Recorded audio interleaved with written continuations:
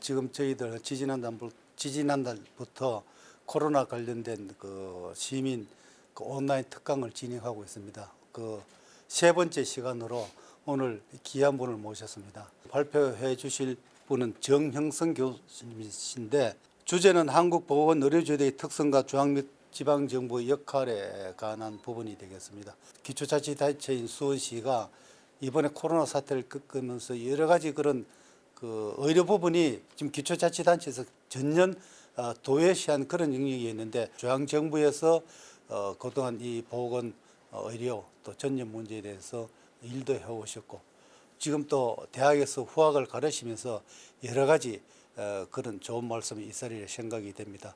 정영선 교수님 사람 많이 안 모였지만 뜨거운 박수, 마음의 박수 크게 올려주시기 바랍니다.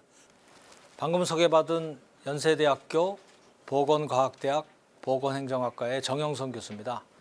보건의료라고 하는 재환대 서비스, 보건의료라는 서비스의 특성 또는 뭐 제도의 특성이 아무래도 지방보다는 중앙에서 이루어지는 그런 속성이 좀 강합니다.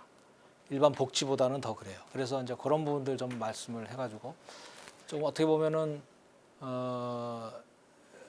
좀 강학적인 그런 얘기도 좀 있지만 그러나 여러분 특히 이제 최근에 코로나 사태 관련해 가지고 아마 실감 있는 그리고 그동안에 막연히 생각했던 것이 이런 거구나 하는 걸 느끼는 부분도 아마 일부분 있을 거라고 기대를 해봅니다. 우선 이 전체적인 맥락이 코로나랑 좀 관계가 있기 때문에 거기서부터 얘기를 시작하면 지금 아시다시피 코로나 관련해 가지고 외국의 찬사가 계속됐고 오늘 주제와 관련이 됩니다만은 우리나라 건강보험제도가 굉장히 우수하다. 진짜 우리나라 의료제도가 과학적으로 봤을 때 어떤 상황인지 하는 것을 좀 감을 정확히 알려드리고 그러면서 과연 건강보험제도가 어떻게 됐고 그래서 코로나 사태가 어떻게 연결이 되고 그리고 그랬을 때 우리 정부의 역할, 중앙정부와 지방자치단체 역할이 어떻게 되는 거냐 하는 식으로 얘기를 진행을 해볼까 합니다. 우선 보건의료제도에 관해서는 이제 제가 주전공 분야입니다. 보건의료제도론 이게 뭐 제 강의의 주된 주제이기도 하고 각 나라 의료제도를 비교 분석하는 게 제 주된 업무인데 보통 보건의료제도를 설명할 때 제가 이 그림을 가지고 설명을 합니다. 목표, 건강의 향상 이렇게 나오죠. 원래 강의가 이게 이제 서로 얘기를 하면서 보건의료제도라고 하는 것이 이 박스가 이제 의료제도를 얘기한다라고 한다 그러면 어떤 시스템이든 간에 그 시스템은 goal이 있습니다. 그 시스템이 운영되는 목표가 있어요. 그건 목표가 여러 개가 있을 수가 있고 그 중에는 뭐 1차적인 목표, 가장 중요한 목표가 있는가 하면 부수적으로 성취될 수 있는 그런 목표도 있어요. 그래서 그걸 우리가 이제 primary goal이라는 표현을 쓰는데 어떤 제도든지 어떤 시스템이든지 추구하는 제1의 목표가 있는 거죠.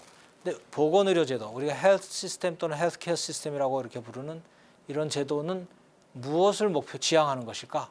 라고 한다 그러면은 이제 공통적으로 얘기하는 것이 국민의 헬스 스테이터스, 건강 수준을 높이는 거다. 이렇게 얘기가 돼요.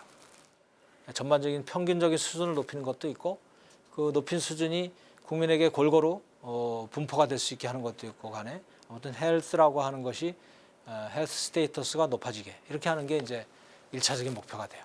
의료제도가 지향하는 바가 국민의 건강 수준의 향상이라고 얘기했죠.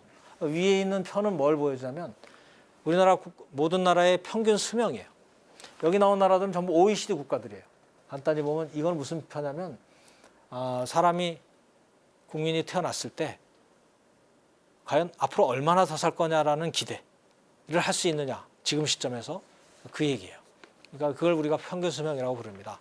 여기는 남자 여자를 합해서 그냥 단순히 나눈 거니까 우리나라 같으면 지금 OECD 국가 중에서 우리나라는 굉장히 길게 사는 나라로 돼 있어요.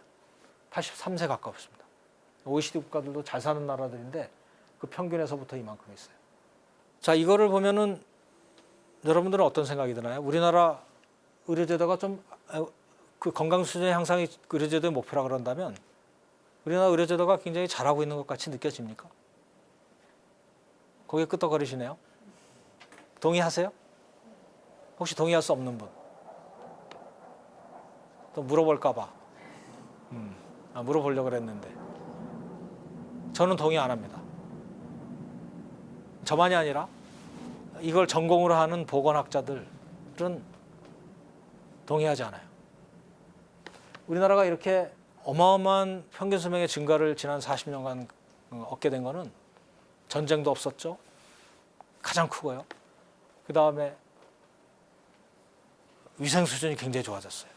영양도 보통 좋아진 게 아니에요. 굶는 사람이 어디 있습니까? 상대적 박탈감은 있어도 절대적 수준의 기아나 이런 건 없어졌죠. 그 다음에 환경 좋아졌죠. 물, 공기 얼마나 좋아졌어요. 그런 것에 의한 영향이 더 크다는 게 아주 이거는 뭐 일반론이에요. 이건 이론의 여지가 없어요. 밑에 영아 사망률이라는 게 있어요. 이거는 무슨 지표냐면 살아서 태어난 아이 1000명이 있다 그러면 그 1000명이 1년 동안에 몇 명 죽냐 하는 지표예요. 그걸 우리가 영아 사망률이라고 합니다. 여기 자세히 보면 다 나와요. 그 나오는데 OECD 평균 보면 3.5명이 죽어요. 1000명이 태어나서 1년 동안에 3.5명이 죽습니다. 우리나라는 1000명 중에 2.7명 죽습니다. 영아 사망률이. 굉장히 이 OECD 국가 중에서 상위권에 있어요. 근데 이 지표를 굳이 내세운 이유는 이 영아 사망률이라고 하는 거는 좀 의료제도랑 관련이 돼 있어요. 일단 태어나서 산 아이가 살아서 태어난 아이가 죽을 환경에 놓일 것들이 많죠. 저체중아들이 특히 그런데 저체중아가 태어나도 살려내죠. 일단 살려내고 나면 정상 아이로 똑같이 큽니다. 그죠? 그 인큐베이터에서 살리건 뭐 응급처치를 하건 어떻게 살려낸다. 이거는 공기가 좋아서 그런 것도 아니고 영양이 좋아서 그런 것도 아니죠. 이거는 뭔가 의료제도가 응급체계가 됐건 뭐가 됐건 작동을 하는 거죠. 그래서 이 영아 사망률 지표는 뭔가 의료제도와 관계가 높은 지표다 이렇게 다들 얘기해요. 그런 점에서 볼 때 우리나라가 여기에 있다라고 하는 것은 이제 이걸 보니까 드디어 우리나라 의료제도가 뭔가 잘 하고 있는 게 확인이 되는구나 이렇게 여러분들이 얘기를 하셔도 됩니다. 자, 뭐 우리가 이 지표에 관해서 한없이 머물 수가 없어서 다음으로 그러면 거꾸로 이제 자원 쪽으로 넘어가 보죠. 자원을 보면 인적 자원의 대표적인 게 뭐라 그랬죠? 의사입니다. 이제 의사 수 아까 제가 3,058명 얘기했는데 지금 현재 이 지표는 국제 비교를 하기 위해서 인구 1000명당 의사들이 몇 명 있냐 이런 지표예요. 그 의사도 의사 자격증을 가진 의사를 얘기하는 것이 아니고 치료를 하는 임상을 하는 그런 의사들이에요.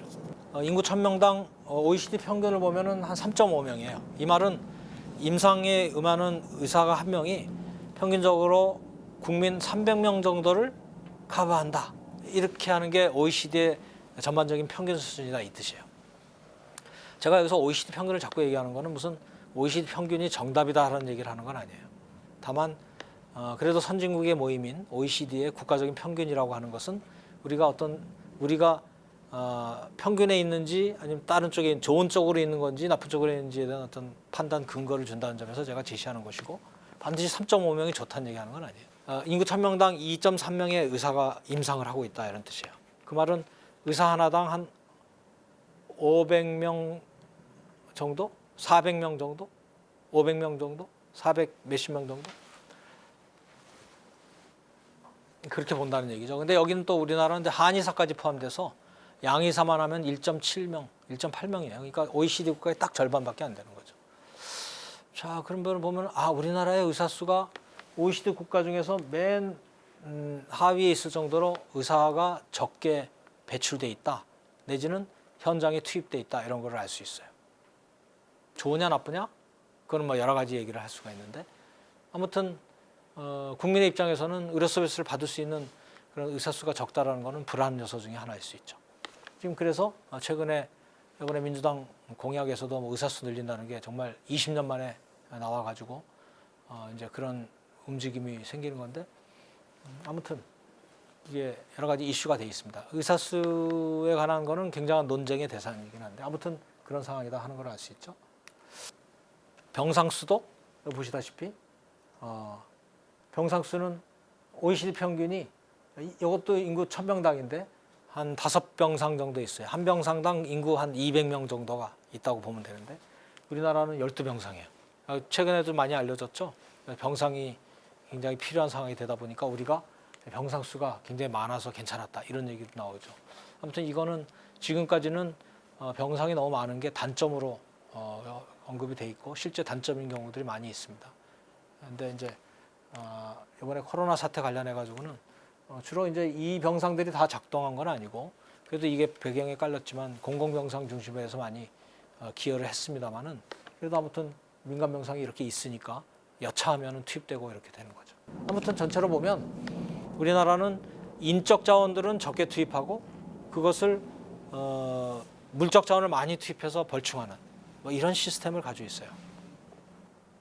전체적으로 중간 평가를 하자면 잘된 의료제도입니다. 상대적으로 적절하게 우리 인력들이 그 단가가 비싸고 노동 집약적이면서도 단가 비싼 그런 의료 체계의 특성상 전체적인 구도로 봐서는 그렇게 하는 것이 비용을 상대적으로 줄이면서 아웃컴을 내는 데는 상당히 효과를 발휘하는 그런 체제를 가지고 있습니다. 다음으로는 의료 서비스인데요. 의료 서비스라고 하는 거는 이제 첫째로 아까 말씀드린 대로 우선 의사 진찰, 컨설테이션 숫자인데 그게 방문 숫자예요. 의사를 방문해서 컨설테이션 받으니까 우리나라는 몇 번 방문하냐 가지고 따지는 건데 숫자를 보면 OECD 평균 국민 1인당인데 1인당 1년에 한 7번 정도 의사를 방문해서 진찰을 받아요. 노인분 같으면 거의 뭐 일주일에 서너 번씩 가기도 하고 어르신들은 젊은 사람도 여러분들 같이 아직 그 건강한 그런 때는 정말 일 있을 때 한번 가는 그런 정도가 되겠죠. 그렇지만은 평균적으로 보면은 OECD 국가 평균이 한 2달에 한 번 정도 이렇게 간다 이렇게 보면 돼요. 국민들이. 근데 우리나라는 좀 극단적이에요. 아까 병상도 극단적이었는데 의사 수도 극단적이었죠. 병상 수는 극단적으로 많았죠. 그 의사를 이용하는 환자들의 방문이겠지만 국민 1인당 보면은 17번을 방문해요. 여러분 어떻게 생각하세요? 이렇게 우리나라 국민이 의사를 많이 보는 것이 좋아요, 나빠요? 뭐 좋은 거 아니냐? 왜 의사들을 볼 수 있는 게 많으면 좋지. 그게 접근성이 높아지는 건데 라고 얘기들을 보통 해요. 맞습니다. 실제 의사들을 많이 본다라는 거는 안 보는 것보다는 좋아요. 접근성이 높아지는 거니까. 이게 흔히 말하는 accessibility. 의사들을 많이 본다라는 거는 그만큼 건강에 필요한 서비스를 받을 가능성이 높다는 거기 때문에 뭐 나쁠 것은 없습니다. 다만 이것이 가지고 오는 문제점이 있는 거죠. 그 부분들이 같이 논의가 돼야 된다는 건데 일단 이 자체가 그렇게 뭐 이쪽으로 가는 것보다는 더 좋다 하는 걸 얘기할 수 있고 이 진찰이라고 하는 것이 진찰 횟수는 이렇게 3배지만 실제 진찰에 들어가는 시간은 그렇게 많지가 않아요. 의사들이 일할 수 있는 게 한계가 있죠. 좀 더 몇 시간 더 일할 수 있지만 우리나라 의사라고 해서 외국에서 8시간 일하는데 하루에 16시간 일할 수 있나요? 안 되는 거죠. 결국은 여기 말하는 이 지표는 결국 의사들의 일의 진찰의 횟수가 굉장히 많다 보니까 진찰 시간이 작다는 거예요. 여러분 아시다시피 큰 병원에 가보시면 느꼈죠? 오전에만 해도 한 의사가 최소한 100명 봅니다. 큰 병원들, 빅5를 나오면 150명 봐요. 이미 아침 회의할 때 자기 리스트가 그냥 그 의사들이 환자를 기억할 수가 없죠. 환자의 증상을 제대로 확인하고 할 수가 없죠. 그러니 양질의 서비스를 기대하기 어렵죠. 의사들도 인간인데 그게 됩니까? 의사들을 비난할 수도 없어요. 그게 우리 의료제도의 단면입니다. 그래서 이 제도 자체가 그런 단점을 해결하면서 가는 그런 의료제도가 돼야 되는데 그 부분은 뭐 여기서 너무 길게 얘기할 수는 없고 자 다음으로 돈과 관련되는 얘기를 좀 하겠습니다. 재원 조달이라고 아까 말씀을 드렸죠. 그래서 의료제도는 크게 이제 이 돈을 재원 조달해서 여기를 서포트하는 제도 이거를 우리가 파이낸싱 자금 동원 체계라고 그래요. 또는 페이먼트 지불 제도 이 부분이 바로 여기입니다. 이건 주로 건강보험이 담당한다고 얘기했고 이쪽에 자원을 창출해서 서비스가 전달되게 하는 제거를 우리가 의료 제공 체계, 헬스케어 딜리버리 시스템이라고 불러요. 전달 체계 이렇게 부릅니다. 그러니까 이 전달 체계가 근데 잘 돌아가려면 동전의 앞뒷면과 같이 돈이 조달이 돼야 되죠. 여론 전체가 잘 돌아가도록 관리하는 체계가 이제 의료제도가 성과를 내기 위한 그런 제도라고 아까 말씀을 드렸어요. 그래서 지금 자원이 돌아가는 이 제도는 이제 설명을 했으니까 여러분들이 우리나라 의료제도를 보는 눈을 지금 갑자기 레벨업을 시킨 거예요. 근데 이제 돈이 돌아가는 거를 보면 훨씬 더 그 해안이 생길 수가 있는 거죠. 자, 이 지표는 뭐냐면 GDP에서 차지하는 전체 의료비예요. 아까 제가 1년에 한 60조 원 정도가 건강보험 쪽에 보험료를 통해서 들어온다 그랬죠. 거기에 한 1, 20조 정도 되는 돈이 세금으로 들어오고 국민이 직접 의료 이용하면서 내는 돈이 한 40조 뭐 이런 정도, 더 많을 수도 있고 적을 수도 있고 이렇게 된다 그랬어요. 그것만 해도 한 120조 가까이 되죠. 110조. 근데 그 외에 또 각종 정부가 직접 내질 않아도 뭐 민영보험을 통해서 우리가 직접 민영보험을 통해서 내 가지고 들어온 돈은 또 별도로 들어오고 뭐 등등 하는 걸 합치면은 한 140조. 지금 아까 지금 60조 막 이렇게 한 돈으로는 한 140조 정도 되고 지금 뭐 1년에 한 10조 가까이 막 늘어나니까 지금 현재 시점에서는 한 150조 원 정도 됩니다. GDP가 그냥 대충 알아두세요. 외기 쉽게 하면 한 2천조 됩니다. 지금 2천조 원. 그 중에 150조 정도 되니까 우리나라 그 GDP 대비 비율이 한 8% 정도 됩니다. 근데 정확히 하면은 지금 7% 후반부예요. 아무튼 요거는 이제 GDP 규모 추계가 지금 바뀌고 있는 중이라서 작년에 규모 추정이 다시 되면서 이게 혼란이 와 있는데 그래서 두 개를 다 적어놨는데 이게 한 8% 좀 안 된다 이렇게 알면 되고 OECD 평균이 여기 8.8이라고 나왔는데 실제로는 한 그 최근에 상대적 저소득 국가가 OECD에 많이 가입을 하면서 이렇게 됐고 한 9% 정도 됩니다. 그러니까 OECD 평균에 비해서는 우리가 의료비가 좀 적구나 이렇게 하는 거를 알 수 있어요. 요거는 이제 그동안의 변화를 시계열적으로 보여드리는 건데 우리가 건강보험제도가 처음 우리나라의 공적 보험제도가 들어오기 시작한 게 1977년도입니다. 그 500인 이상 사업장을 대상으로 하다 보니까 국민의 한 8% 정도가 처음에 이제 건강보험을 시작한 거예요. 이렇게 시작을 하고 쭉 오다가 조금씩 그 대상자를 500인 이상에서 300인 이상, 그 다음에 100인 이상, 16인 이상 이렇게 2년마다 확대를 했어요. 그러다 보니까 직장 있는 사람들은 이제 대부분 다 큰 좀 앵간한 데는 다 들어오게 되고 그 뒤로 이제 2000년에 큰 변화가 있었는데 그 당시까지만 해도 건강보험이 2000년까지만 해도 전국에 한 400개 정도 되는 조합들이 다 나눠져 있었어요. 대우조합, 무슨 직장 무슨 조합, 무슨 조합. 그리고 전국도 몇백 개 되는 시군구 정도 규모의 지역 단위로 조합들이 다 있고 그러다가 이제 결국은 2000년대 돼서 2000년대 후반부 특히 이제 1997년 8년도는 이미 정치의 흐름이 약간 진보 그룹이 정부 DJ 정부 그럴 때죠. 그러다 보니까 이제 그쪽으로 무게추가 옮기면서 건강보험 제도도 그동안의 논의를 정리를 하기를 통합으로 이제 방향을 틀고 2000년대 전 국민이 하나로 통합됩니다. 그래서 지금 현재 국민건강보험공단이 있죠. 이게 바로 그때 만들어진 거예요. 2000년에.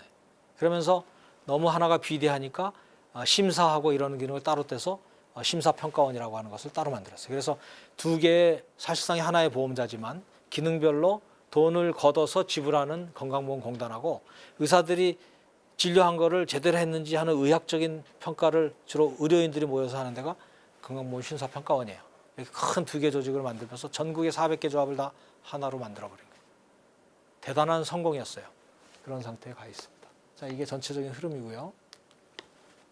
자, 그래서 제가 재원 조달도 많은 얘기를 서로 해야 되지만 그 재원 조달은 간단하게 이렇게 얘기를 했습니다. 이제 전체적인 의료제도의 조직이라든지 지방 뭐 정부 역할 이런 얘기를 좀 해야 되기 때문에 보면은 조직으로 넘어오면은 요거는 지방 정부의 역할이라든지 정부의 역할을 이해하기 위해서 이 조직의 문제는 우리가 좀 터치를 해야 돼요. 그래서 제가 이 부분을 집어넣었는데 우리나라 의료제도의 특징인데 보면은 이게 이제 퍼블릭 프라이빗 믹스라고 하는 영어의 표현을 쓰죠. 공과 사가 어떻게 구성되어 있느냐 이게 우리 학문의 굉장한 주제예요. 이제 두 가지가 있는데 아까 파이낸싱 측면에서 공적 재원이 얼마나 들어갔느냐 하는 게 파이낸싱 측면의 퍼블릭 프라이빗 믹스고, 그리고 그걸 제공하는 병의원들이 공립병원과 민간병원이 어떻게 구성되어 있느냐, 이게 제공 체계에 있어서의 퍼블릭 프라이빗 믹스예요. 여기 보시다시피 우리나라는 의료기관들, 병원 의원들이 대부분 다 뭐예요? 민간이에요. 민간 소유예요. 90%가. 병상 수로 하면은 큰 병상을 가진 국립이 좀 몇 개 있기 때문에 그걸 병상으로만 하면 90%가 좀 안 되고, 우리나라 영리병원이 없다고 알고 있어요. 그래서 영리화, 우리나라에 영리를 도입하는 거에 대해서 학을 띄고 이러잖아요. 제주도에 뭐 녹지병원 만든다고 해가지고 막 그 노조에서도 가서 하고 막 이러고 있는데 갑자기 웬 영리병원이 57%야? 뭐 이렇게 얘기를 하게 되죠. 숫자로 봐서.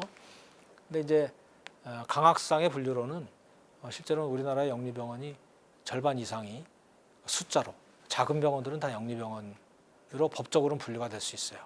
왜 그러냐면 개인 병원들은 사실 영리해요. 개인 병원들은 법적으로도 영리해요.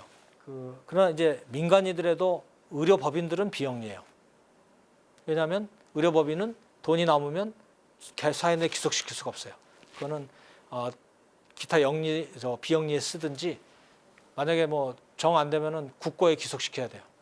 해산해서 돈이 남으면 국고에 귀속시켜야 돼요. 법인은. 근데 실제로는 영리처럼 행동하죠. 또 그런 의미에서는 영리해요. 법적으로는 영리가 아니지만. 사회보험 국가들에게 자연스러운 거는 돈을 조달하는 거는 공적 섹터에서 해요. 왜냐하면 보험료, 사회보험료라는 걸 걷어서 재원을 조달하고 있기 때문에. 그 대신 의료를 제공하는 쪽은 민간에게 맡겨서 민간의 활력을 찾아요. 사실은. 그게 좋은 체계일 수도 있어요. 그런데 대부분의 서구 국가들은 그렇지 못해요. 왜냐하면 서구 국가들은 출발점이 원래, 큰 병원들은 원래 공적 섹터에서 시작을 했어요. 병원의 기원이라는 게 있는데, 병원의 기원이 옛날에 빈자의 수용소. 그러니까 옛날의 시대에는 수백 년 전에는 서구 국가에서 병원은 가난한 사람들이 가는 곳이었어요. 병원은 갈 곳이 없고 전염병 든 사람들을 수용해 놓는 그런 곳이었어요. 종교단체에서 수용하고 지방정부가 만들어서 수용하던 그런 단체였고, 병원이 요즘처럼 이렇게 하이테크를 갖춘 거는 이건 얼마 안 돼요. 최근의 일입니다. 그러다 보니까 병원이라는 거는 공공부터 출발하고, 그래서 서구 국가들은 다수의 병원이 공공병원이에요.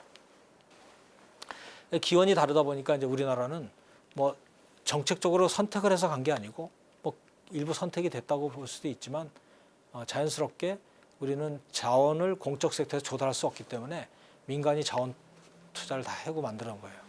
그렇기 때문에 이거를 그대로 놔뒀으면 미국같이 가는데, 다만 공적 보험이 그 재원 조달이라는 기전을 통해서 여러 가지 모니터링을 할 수 있는 체계를 만들어 놓은 거죠.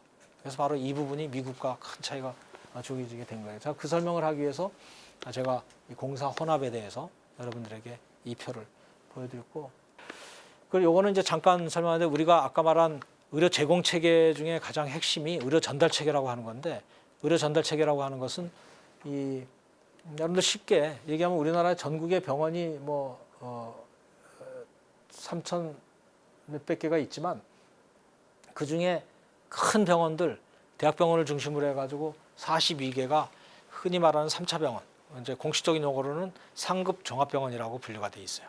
상급 종합병원이 되면 건강보험 수가에서도 좀 많이 받고, 그렇기 때문에 서로 되려고 그래요. 돈도 많이 받으니까 되려고 그러고, 또 하나는 이제 상급 종합병원이라 그러면 이미 권위가 있죠. 그래서 중증 환자들도 의뢰가 돼서 올 수가 있고, 그리고 그 대학병원 정도 되면 뭐 이걸 가지려고 하는 거죠. 건강보험제도는 지금 말씀드린 대로 17년도부터 전 국민을 커버하는 제도가 됐고, 아주 가난한 사람들을 위해서 의료급여제도, 의료보호제도가 만들어졌다는 거죠. 근데 다른 나라들은 그게 백몇십 년간 할 때 우리는 12년 만에 전국민보험이 됐다는 거죠. 더욱이 지금으로부터 10년 전 2008년도부터는 노인장기형보험제도가 시작됐어요. 그래가지고 건강 의료 서비스만이 아니고 사회 서비스, 노인을 위한 서비스도 전부 전국민을 위해서 하는 거죠.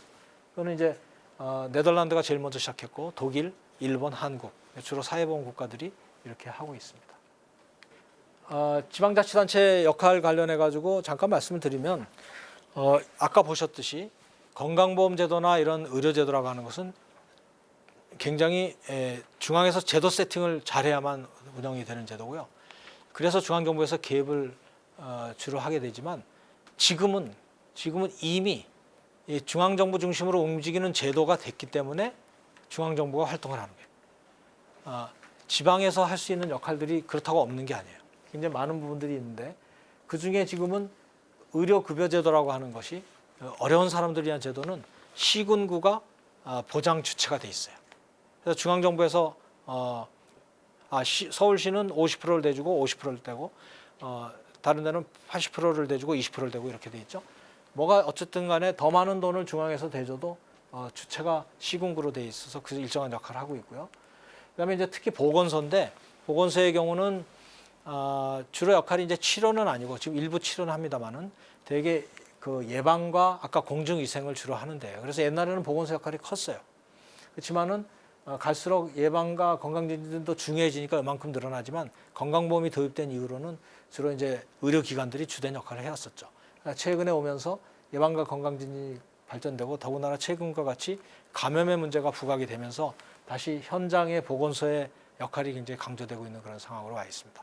다만 그렇다 하더라도 전체 체계 속에서 움직이는 질병관리청이 새로 만들어지듯이 중앙에서 전체 일관성 있게 감염병의 흐름을 추적하고 하는 것은 역시 중앙에서의 역할이 크다고 할 수가 있죠. 보건소의 역할 좀 전에 말씀드렸듯이 그런데 그 보건소는 소속이 보건복지부가 아니고 각 행정안전부 지방자치단체에 소속이 돼 있어가서 각 시군구당 하나 정도씩 해서 한 240개 정도 있고 보건주소, 보건진료소가 있어가지고 진행을 하고 있습니다. 자, 제가 지방에 관해서 그렇게 많이 말씀드리지 않는 건 혹시 뭐 말씀을 하시면 그 관련해 가지고 좀 말씀을 드리겠습니다. 제가 이제 들으면서 몇 가지 좀 궁금한 거 네. 있는데 정부도 그렇고 지금 원격 의료 부분에 대해서 아직은 아니다 하는 이런 게 이제 대시 흐름 같아요. 흐름 같은데 그 뭐 이해관계 집단에서는 당연히 저는 이해가 됩니다. 그래서 의료 인력은 당연히 이제 그런 주장을 할 수 있는 것 같은데 어떻게 보면 이제 그 우리 지원 교수님 입장에서 조금 제3자자 입장에서 그런 원격 의료에 가는 부분을 일반 시민들이 조금 공감할 수 있는 그런 메시지 좀 의견이랄까 그런 네. 부분이 있으면 좀 원격 의료 부분은 제가 그냥 제3자 입장이라기보다는 원격으로는 제가 적극적으로 발언을 하고 있는 그런 대상이고요. 결론을 말씀드리면 어제도 제가 방송에 출연해가지고 말씀을 했는데 아무튼 원격으로는 당연히 뭐 우리나라는 이제 뭐냐면 적극적으로 원격 의료가 안 되는 원격 의료가 의사와 의료인 간에 이렇게 떨어져서 하는 거는 허용이 돼 있어요. 그건 2002년도부터 이미 됐습니다. 근데 의사와 환자가 직접 대면을 안 하고 전화나 화상으로 이렇게 비대면을 직접 하는 것이 의료법에 금지가 돼 있어요. 사실 환자 안전의 문제라든지 뭐 이런 것들은 이제 의료 공급자들도 개원 의사들이 좀 반대하는 거예요. 왜냐하면 의원급에 있는 의사분들은 지금 불안하거든요. 4차 산업혁명과 AI와 이런 것들의 흐름이 이 의료제도가 지금 현장에서 업데이트가 좀 덜 되는 입장에 있는 쪽에서 어떻게 나갈지 굉장히 불안하고 이게 만약에 AI나 영상을 통해서 큰 병원에 하이테크들이 연결이 되면은 환자를 뺏길까봐 이렇게 하는 거지만 의사들 사이에서도 큰 병원에 있는 그런 의사들은 반대하고 있는 것이 아니거든요. 이런 거를 볼 때 결론은 우리 의료제도에서 아까 말씀드렸지만 국민의 건강 수준과 그것을 위한 접근성의 문제 그리고 의료비를 얼마나 부담 없이 이용할 수 있게 하느냐가 의료제도의 할 일이기 때문에 의사들의 업권의 문제 때문에 이러고 저러고 하는 것은 근본적으로 합당치 않아요. 물론 의료 공급자들이 제대로 적당한 수입을 받고 하도록 제도가 해줘야 되는데 그 근본적으로 불확실한 그런 예상에 따라서 거기에 부합해서 원격 의료를 금지하고 있는 것은 공적 섹터가 잘못하고 있는 거죠. 보건복지부도 물론 뭐 정치적으로 그렇게 했지만 하루빨리 이 부분들을 해결하는데 적극적으로 나서고 우선 의료법을 개정하는데 정치인들이 빨리 나서야 됩니다. 뭐 이미 안전성의 문제가 확인이 됐죠. 그다음에 제도적으로 딴 나라에서 이미 실행을 했죠. 건강보험에서 효과도 발휘하고 있죠. 뭐 안 할 이유가 없는 그런 상황이에요. 그 여러분 저 이야기 쭉 들어보셨지만 참 오늘 이 강의가 상당히 그 의미가 있고 또 많이 배우는 그런 자리인 것 같습니다. 또 좋은 의견 개진해 주시고 또 귀한 시간 내주신 우리 정 교수님께 뜨거운 박수, 마음의 박수. 자, 감사합니다.